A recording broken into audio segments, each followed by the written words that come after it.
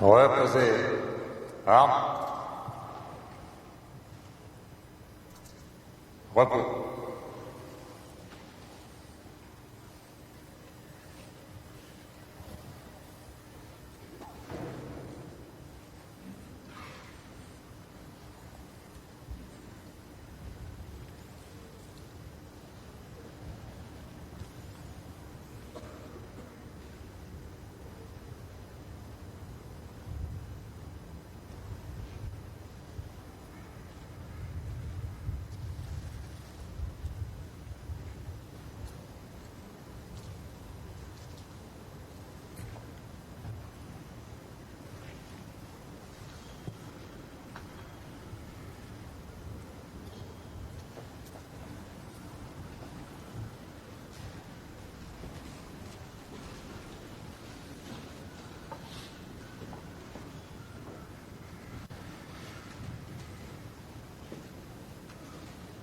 Le 27 décembre dernier s'est interrompu son chemin. Un chemin de vie qui ne s'est jamais conformé, dans aucun des tournants du siècle, aux habitudes ni aux attendus.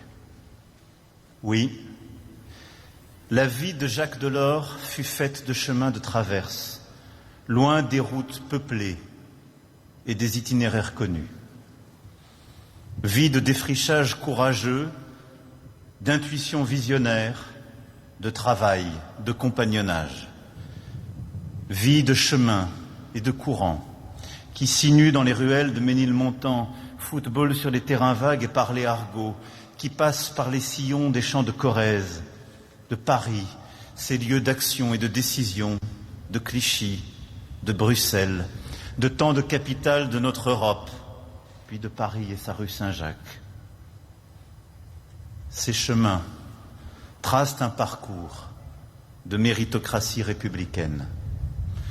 De grands-parents paysans à une mère chapelière, un père employé de la Banque de France, qui lui donne ce goût de l'effort.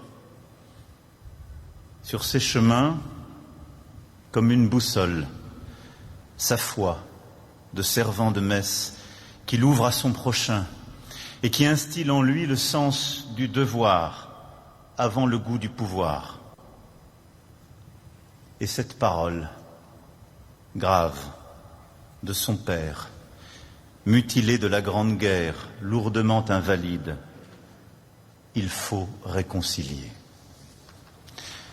Alors, des flancs du Massif central jusqu'aux marches de l'hémicycle européen, Jacques Delors ne se lassa jamais d'explorer pour réconcilier. En éclaireur.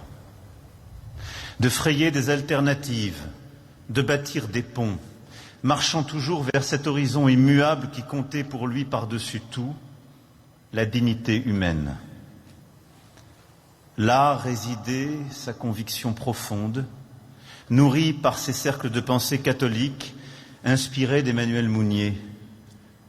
Entre la dictature des masses et l'impérialisme de l'individu, il existe une autre voie, celle de la personne, avec sa liberté d'engagement, sa responsabilité à l'égard de la société. Oui, il existe cette voie humaniste, européenne, la sienne. Le combat de Jacques Delors consista d'abord à réconcilier avec elle-même une société bloquée. Par le syndicalisme, au sein de la CFTC puis de la CFDT.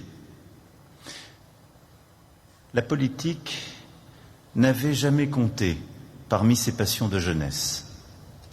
Les pronostics du Tour de France, les tournois de basket, le jazz à plein volume, le LOSC, Dieu, oui, mais pas la politique. Ces projets d'adolescents étaient peuplés de haute couture, de journalisme, de 7e art.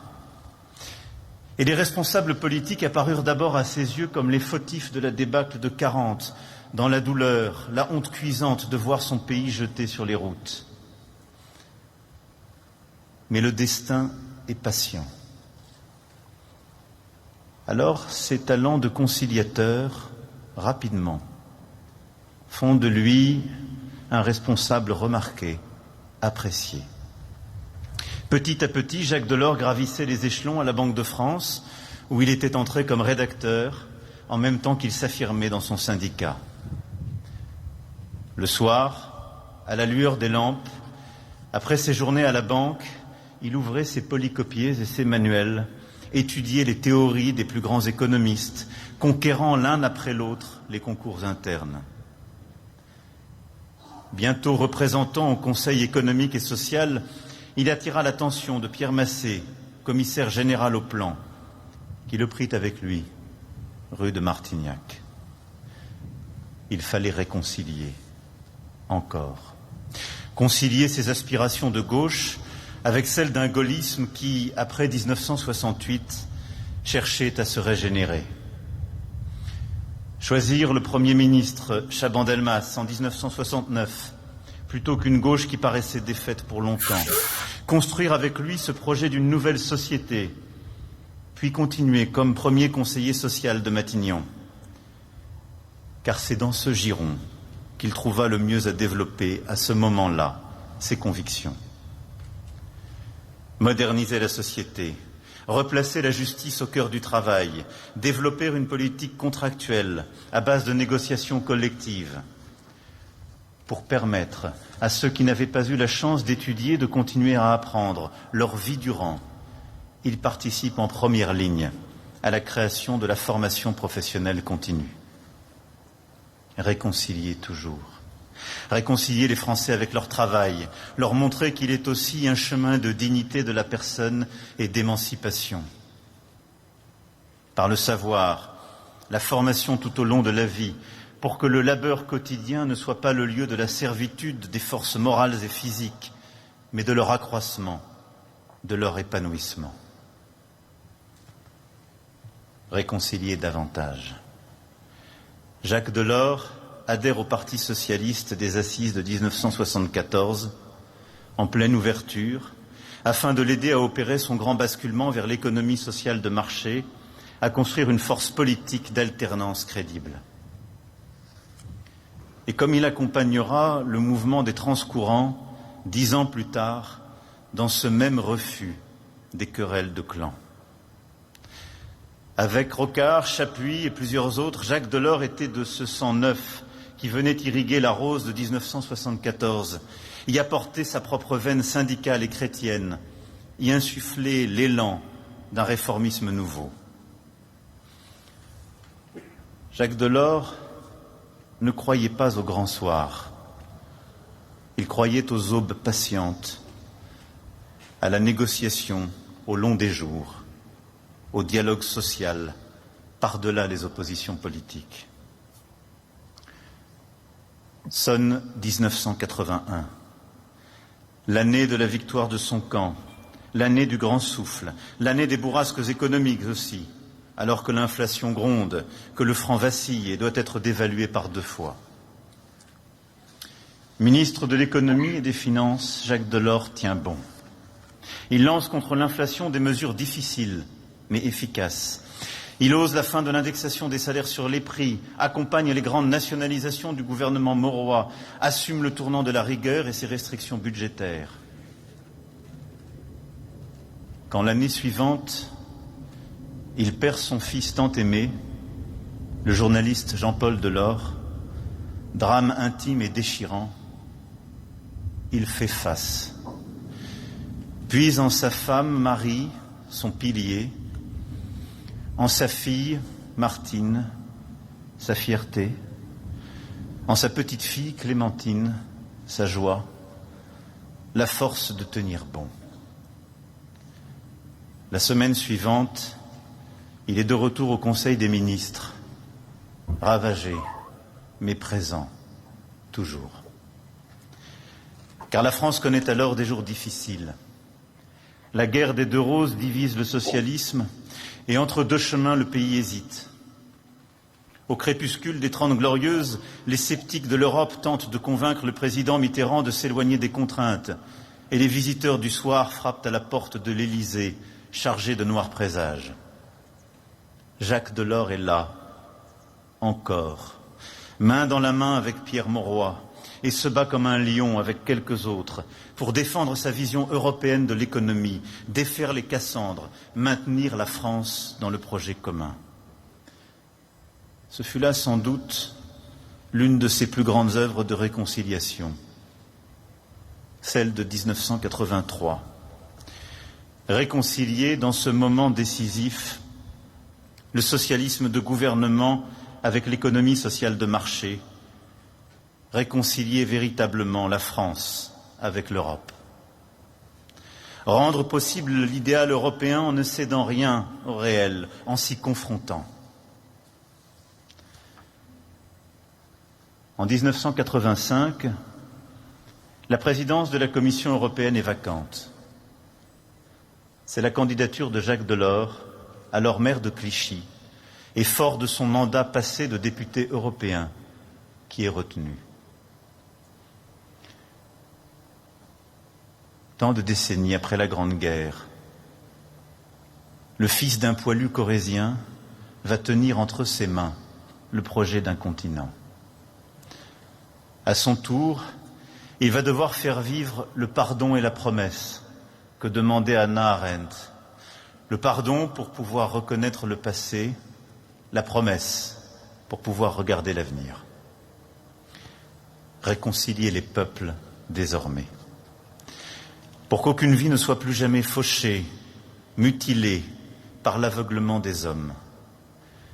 Et réconcilier l'Europe avec son avenir.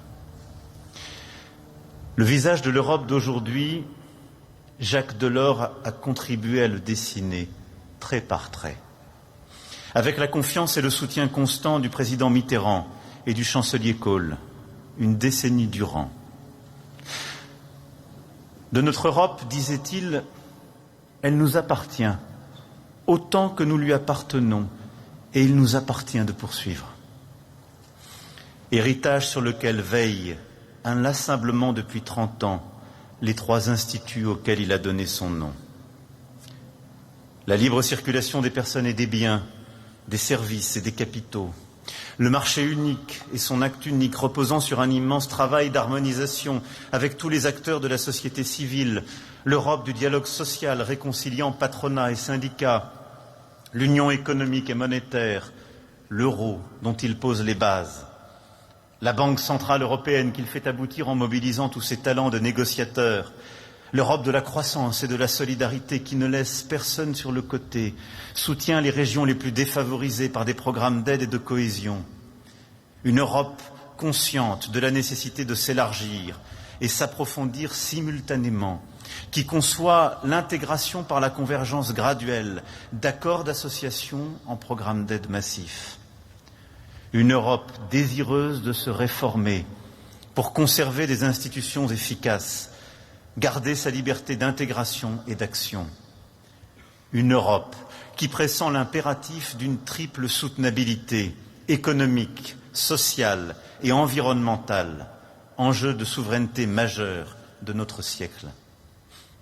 Une Europe de la culture aussi, celle d'Erasme, de Kant, de Stendhal et de Zweig, pour laquelle il inventa les programmes Erasmus, afin que nos jeunesses se connaissent, apprennent à comprendre, plus que la langue de l'autre encore, sa pensée. Une Europe unie dans sa diversité, réunifiée, balayant les vestiges du rideau de fer, accueillant l'Allemagne de l'Est dès le lendemain de la chute du mur, pavant la voie de la réunification avec les pays d'Europe centrale, orientale et baltique. Rarement, notre Europe n'aura tant progressé. Et avec ses équipes, ses compagnons de route, plusieurs des dirigeants ici présents pour lui rendre hommage, et sous le regard de plusieurs dirigeants d'Europe, je remercie pour leur présence aujourd'hui à nos côtés. Il aura fait avancer comme peu d'autres notre continent. Jacques Delors, durant ces années, est partout, se démultiplie, va trouver chaque État membre. Au rythme de 180 voyages par an, il écoute, parlemente, négocie, convainc, engage des bras de fer, invente des compromis et des concessions nécessaires, parle aux puissants du monde, grands parmi les grands, 8e membre du G7, inspirateur et aiguillon des chefs d'État et de gouvernement, leur interlocuteur et leur conscience. Modernité toujours actuelle de son triptyque, la compétition qui stimule, la solidarité qui unit et la coopération qui renforce. Une Europe plus souveraine, plus unie, plus forte, qui trouve là son identité.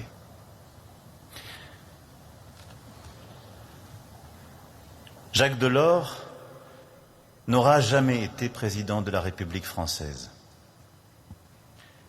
Le 11 décembre 1994, il dit non au rendez-vous de l'élection présidentielle, droit dans les yeux de 12 millions de Français qui espéraient un oui.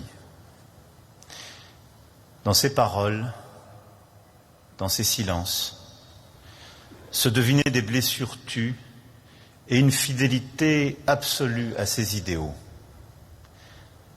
La destinée collective primant sur le destin individuel, le sens du devoir au fond, le menait, une fois encore, à l'écart des chemins où on l'attendait.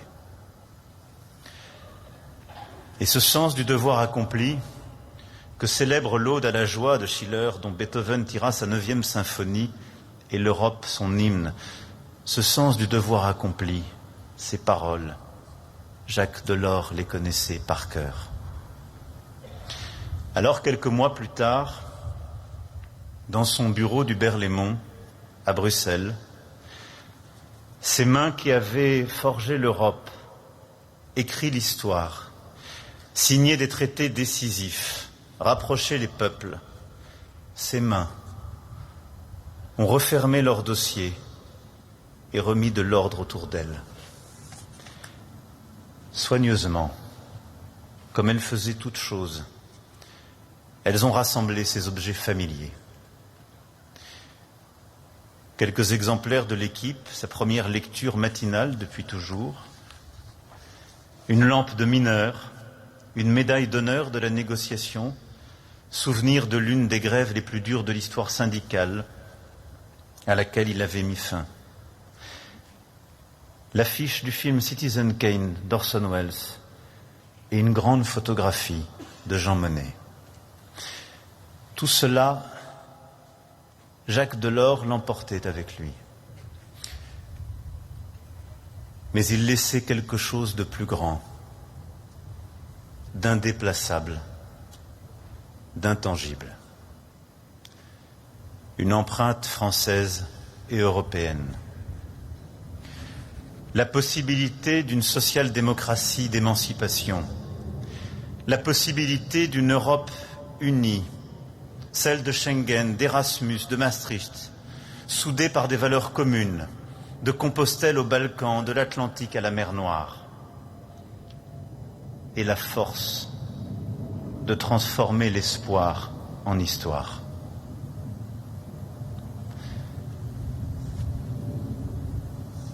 Mais je me suis trompé. Le 27 décembre dernier, son chemin ne s'est pas interrompu. Non. Jacques Delors nous a juste passé le relais. Et beaucoup d'entre vous ici avaient pris la suite et continué par vos combats à la tête de nos institutions européennes, de vos gouvernements, de vos États ou dans notre pays, à le poursuivre. Ce chemin, son chemin, se poursuit. Un chemin difficile, chemin de crête, qui s'éloigne des facilités et des faux semblants, toujours en déséquilibre, et qui tient la nation et l'Europe, la force économique et la justice sociale, le réel et l'idéal ensemble, enfin réconciliés. Oui, tel fut le chemin intranquille de ce grand Français, de cet honnête homme européen, Jacques Delors. Vive l'Europe, vive la République, vive la France.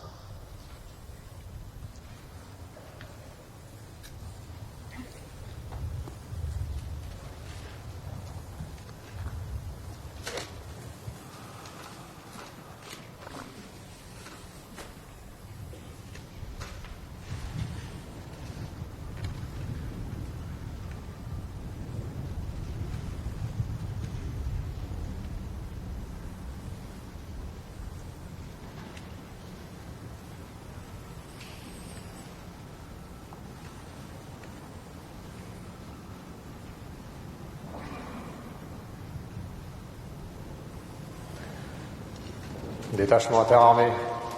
Garde à vous.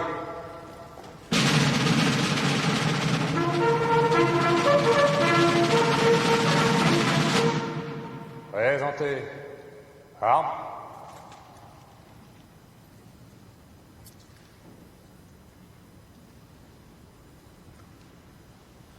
Aux morts.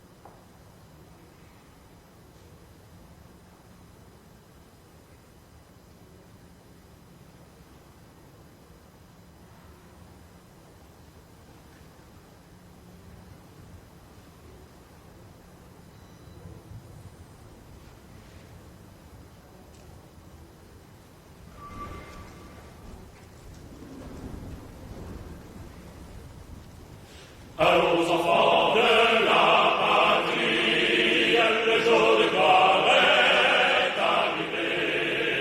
Contre nous de la tyrannie, l'étoile sanglant élevé.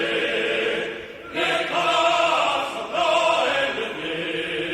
Entendez-vous dans les campagnes juger ces féroces soldats.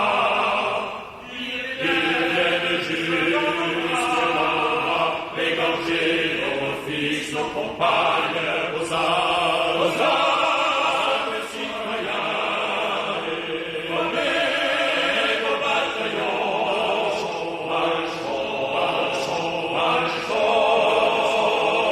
qu'un seul but à l'œuvre de notre sillon.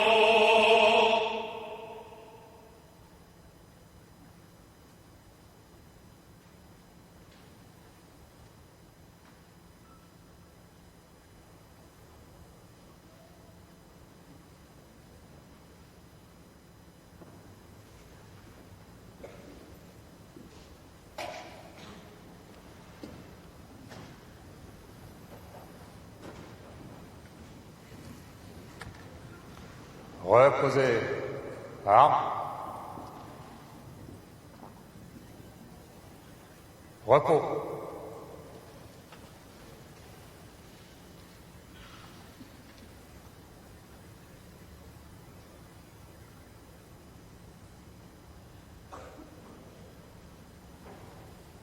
Garde à vous.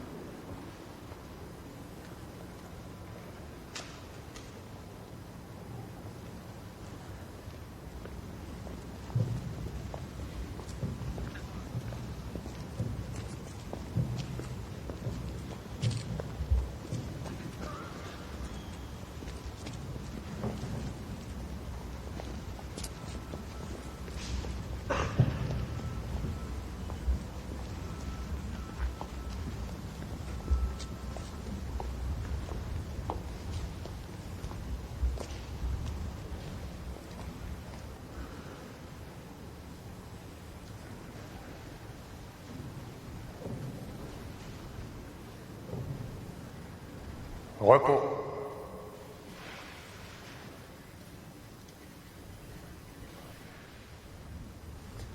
Garde à vous.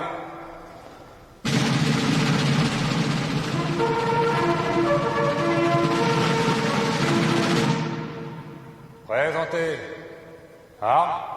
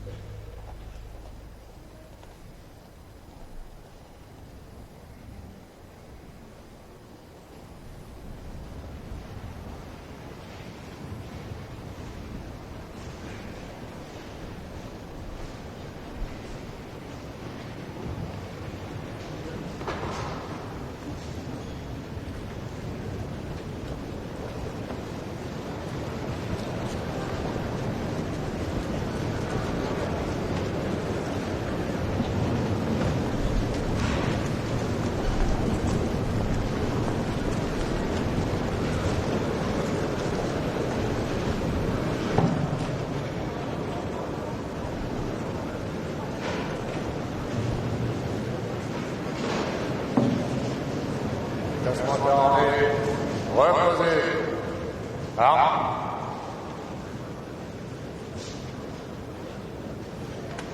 Repos.